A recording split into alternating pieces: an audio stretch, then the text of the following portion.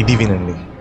Edmund camper ఒక American serial killer. ఇతను కాలిఫోర్నియాలో జన్మించాడు. ఇతను చిన్నప్పటి నుండి కొంచెం వింతగా ప్రవర్తించేవాడు. ఒకసారి తను పెంచుకునే పిల్లిని సజీవ సమాధి చేశాడు అండ్ ఇతను నియర్లీ 10 మందిని చంపాడు. ఇతన్ని కోఎడ్ కిల్లర్ అని పిలుస్తారు బికాస్ ఇతను మోస్ట్లీ కాలేజ్ ఉమెన్ ఎవరైతే లిఫ్ట్ అడుగుతూ ట్రావెల్ చేస్తారో వాళ్ళని టార్గెట్ చేసేవాడు. 1964లో ఇతను 15 years ఉన్నప్పుడు వీళ్ళ నాన్నమ్మతో ఒకసారి గొడవ పెట్టుకుని గన్ తో షూట్ చేసి చంపాడు. వాళ్ళ తాత ఇంటికి వచ్చాక అతన్ని కూడా షూట్ చేసి చంపాడు. తర్వాత కోర్టులో ఇతనికి జీవిత ఖైదు శిక్ష వేశారు. బట్ 5 years తర్వాత బెయిల్ మీద బయటికి వచ్చాడు. 1972 అండ్ 1973 మధ్యలో ఇతను 9 మంది ఆడవారిని చంపాడు. ఆడవారు ఎవరైనా లిఫ్ట్ అడుగుతూ కనిపిస్తే వాళ్ళకి లిఫ్ట్ ఇచ్చి వాళ్ళని కారులో ఎక్కించుకొని అడవి లాంటి ప్లేస్ కి తీసుకెళ్లి చంపేసి బాడీని కట్ చేసి ఎవరికి తెలియని ప్లేసెస్ లో పడేసేవాడు. 1973లో ఇతను పోలీసులకి దొరికాక అన్ని మర్డర్స్ నేనే చేశాను అని ఒప్పుకున్నాడు అండ్ కోర్టులో నాకు మరణ శిక్ష వేయండి అని జడ్జిని అడిగాడు.